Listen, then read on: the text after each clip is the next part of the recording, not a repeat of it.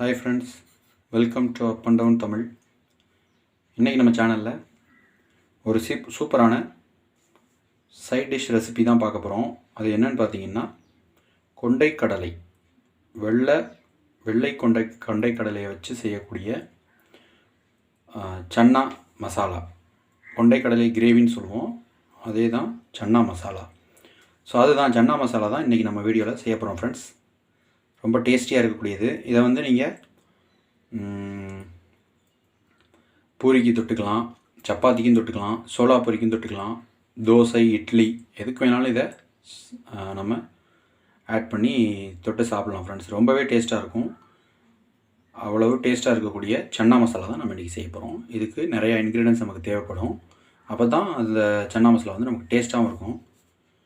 அந்த கிரேவி, அதுக்கு தேவையான இன்க்ரீடியன்ஸ், அதாவது சன்னா மசாலா செய்ய தேவையான பொருட்கள், இன்க்ரீடியன்ஸ் நான் என்னென்ன சொல்கிறேன்.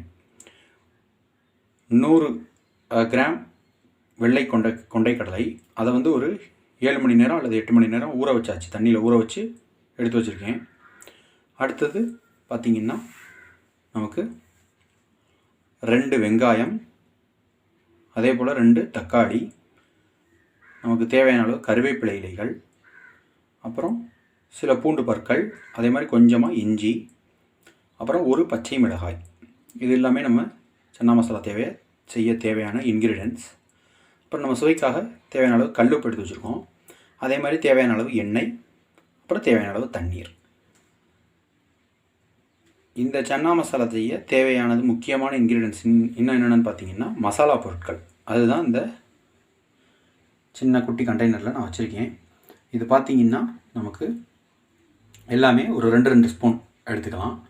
2 ஸ்பூன் மிளகாய்த்தூள், மஞ்சள் தூள் 1 ஸ்பூன் எடுத்துக்கோங்க, கரம் மசாலாவும் 1 ஸ்பூன் எடுத்துக்கோங்க, மல்லித்தூள் 2 ஸ்பூன் எடுத்துக்கோங்க, அப்புறம் 1 டேபிள் ஸ்பூன் அளவு ஜீரகம், கருஞ்சீரகம், சின்ன ஜீரகம் எடுத்துக்கோங்க, அப்புறம் பட்டை, நம்ம ஆஸ் யூஷுவல் வீட்டில் பயன்படுத்தக்கூடிய பட்டைகள் எடுத்துக்கோங்க.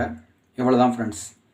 திரும்ப சொல்கிறேன், 2 ஸ்பூன் மிளகாய்த்தூள், 2 ஸ்பூன் மல்லித்தூள், 1 ஸ்பூன் மஞ்சள் தூள், 1 ஸ்பூன் கரம் மசாலா, 1 ஸ்பூன் சீரகம், அப்புறம் தேவையான அளவு பட்டை. இவ்வளோ இன்க்ரீடியன்ஸும் நமக்கு சேர்ந்தால் தான் அந்த சன்னா மசாலா சூப்பராக வரும் ஃப்ரெண்ட்ஸ். நல்லா டேஸ்டியாகவும் இருக்கும். அதுக்காக தான் வாங்க சன்னா மசாலா எப்படி செய்கிறதுன்னு பார்க்கலாம். அதுக்கு முன்னாடி ஒன்று சொல்கிறேன், மறந்துடாமல் நம்ம சேனலை சப்ஸ்கிரைப் பண்ணாதவங்க சப்ஸ்கிரைப் பண்ணிக்கோங்க. ரெட் கலர் சப்ஸ்கிரைப் பட்டன் வரும், அதை கிளிக் பண்ணிட்டு பக்கத்தில் பெல் ஐக்கான் வரும், அதையும் கிளிக் பண்ணிங்கன்னா ஆல் அப்படிங்கிற ஆப்ஷன் வரும், அதையும் கிளிக் பண்ணிட்டீங்கன்னா நம்ம போடக்கூடிய இந்த மாதிரி சூப்பரான ரெசிபீஸ் வீடியோலாம் உங்களுக்கு நோட்டிஃபிகேஷன்ஸாகவே நம்ம அப்லோட் பண்ணோன்னா வந்துடும். மறக்காமல் சப்ஸ்கிரைப் பண்ணிக்கோங்க ஃப்ரெண்ட்ஸ். அதே மாதிரி இந்த வீடியோவை ஷேர் பண்ணுங்கள் முடிஞ்ச அளவுக்கும். கண்டிப்பாக மறக்காமல் லைக் கொடுக்க மறக்காதீங்க, லைக் கொடுத்துருங்க. அப்புறம் இதில் இந்த வீடியோவை பற்றின கமெண்ட்ஸை நமக்கு கமெண்ட் பாக்ஸில், கீழே இருக்க கமெண்ட் பாக்ஸில் நமக்கு சொல்லுங்கள். அப்போ தான் நான் அது சம்மந்தமான, நீங்கள் சொல்கிற கமெண்ட் சம்மந்தமான ஐடியாஸை வச்சு நான் நெக்ஸ்ட் வீடியோவில் அதை இம்ப்ளிமெண்ட் பண்ண முடியும். வாங்க வீடியோக்குள்ளே போகலாம் ஃப்ரெண்ட்ஸ். இப்போ பார்த்தீங்கன்னா நம்ம ஸ்டவ் ஆன் பண்ணியாச்சு, கடாயும் வச்சிட்டோம். இப்போ சன்னா மசாலா கிரேவி ரெடி பண்ண போகிறோம். ஸ்டவ் ஆன் பண்ணியாச்சு, கடாயும் வச்சிட்டோம். இப்போ எண்ணெயை நம்ம விட்டுக்கலாம் தாளிக்கிற பர்பஸ்க்காக. எண்ணெயை விட்டாச்சு. கடாய் நல்லா சூடாக இருக்கிறதுனால எண்ணெய் சீக்கிரமாகவே நமக்கு காஞ்சிரும். ஸோ இப்போ நாம் ஃபஸ்ட்டு பட்டை எடுத்து வச்சுருந்தீங்களா, அதை இப்போ நாம் இந்த ஹீட்டாக இருக்க ஆயிலில் போட்டுக்கலாம். கவனமாக போடணும், தெரிச்சிடாமல். ஸோ இப்போ நம்ம பட்டையை போட்டுடலாம் ஃப்ரெண்ட்ஸ். பாருங்கள், எண்ணெய் ஹீட்டாக இருக்குது, நல்லா பொரியிறது சத்தம் கேட்குது. அடுத்தது நம்ம ஜீரகம் எடுத்து வச்சுருந்தோம், அதையுமே இப்போ இதில் போட்டுக்கலாம் ஃப்ரெண்ட்ஸ், ஜீரகத்தையும். ஸோ ஒன்றே போட்டுடணும், இல்லைன்னா கறிக்கிறோம். அதுக்கடுத்தது பச்சை மிளகாய், ஒரு பச்சை மிளகாயை 2 கட் பண்ணி வச்சுருக்கோம்.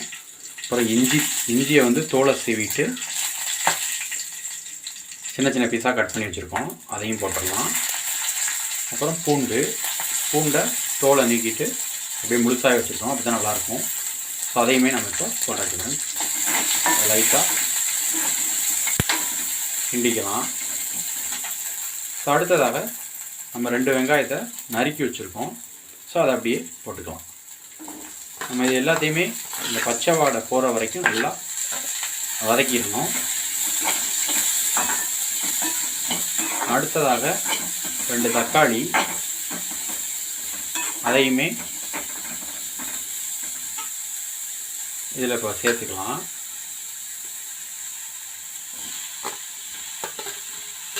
இப்போ லைட்டாக கிண்டி விடலாம் ஃப்ரெண்ட்ஸ். ஸோ இதை நல்லா எல்லாமே லைட்டாக அந்த பச்சை ஸ்மெல் போகிற வரைக்கும் கொஞ்சம் நல்லா வதக்கி விட்டுக்கலாம். இப்போ நம்ம கல்லுப்பு எடுத்து வச்சுருந்தோம் இல்லையா, அதையும் கொஞ்சம் ஆட் பண்ணிக்கலாம். கல்லுப்பு போட்டோடனே எல்லாமே உடனே சீக்கிரமாகவே வதங்கிடும். ஸோ கொஞ்ச நேரம் அப்படியே ஸ்டவ்லேயே கிண்டிக்கிட்டே இருக்கும். கொஞ்ச நேரம் அப்படியே இருக்கட்டும். ஓகே ஃப்ரெண்ட்ஸ், இப்போ பார்த்தீங்கன்னா நல்லாவே வதங்கிடுச்சு நமக்கு. இப்போ இதில் நம்ம எடுத்து வச்சுருந்த கருவேப்பிலை இலையில போட்டுக்கலாம். ஸோ 2 கிண்டிடலாம்.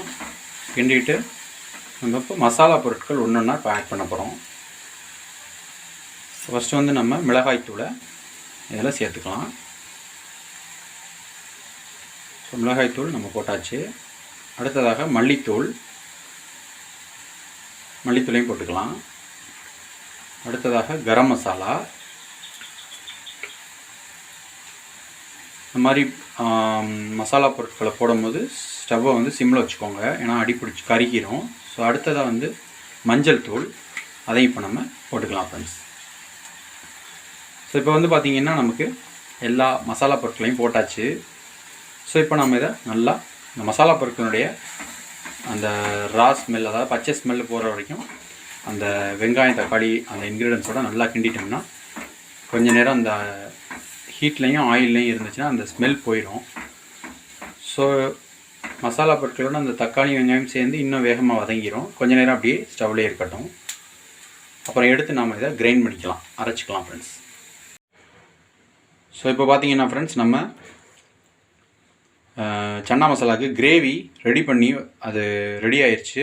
ஆறுறதுக்காக நம்ம எடுத்து தனியாக வச்சிட்டோம். இப்போ அந்த டயத்தில் வந்து நம்ம ஸ்டவ் ஆன் பண்ணிவிட்டு கடாயை வச்சிட்டோம். இப்போ நம்ம ஊற வச்சுருக்க கொண்டக்கடலையை கொஞ்சம் நேரம் வேகப்படுவோம்.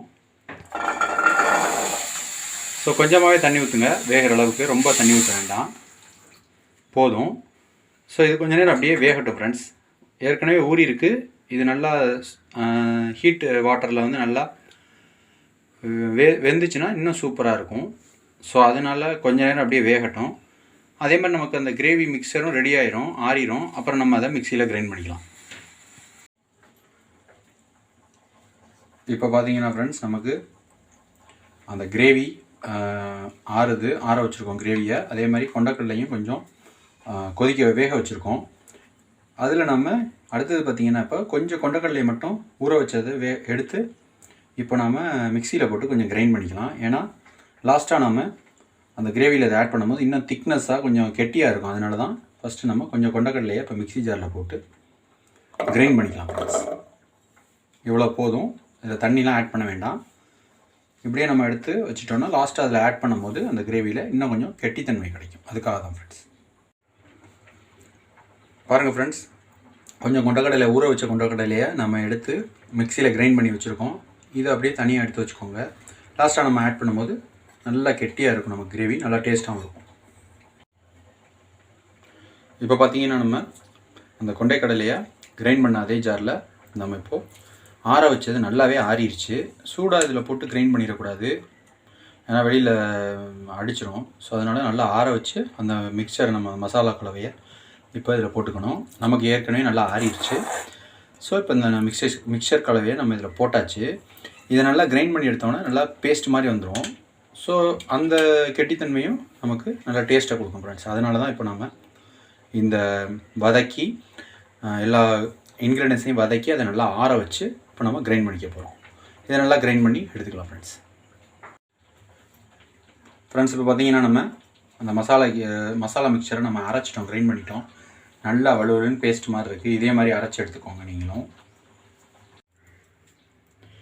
ஃப்ரெண்ட்ஸ். இப்போ பார்த்தீங்கன்னா நமக்கு கொண்டைக்கடலை நல்லாவே வேகுது, கொதிச்சிருச்சு தண்ணியும். இப்போ இதில் நாம் கிரைண்ட் பண்ணி வச்சுருக்க அந்த மசாலா மிக்சரை இப்போ இதில் சேர்த்துக்கலாம்.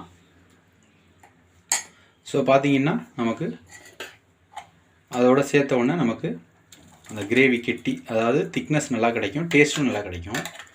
இந்த கொண்டைக்கடலை தண்ணியை எடுத்துட வேண்டாம், அந்த தண்ணியோடையே கொண்டைக்கடலையும் போட்டு அதே மாதிரி இந்த கிரேவியும் அதில் எடுத்து வச்சுக்கோங்க.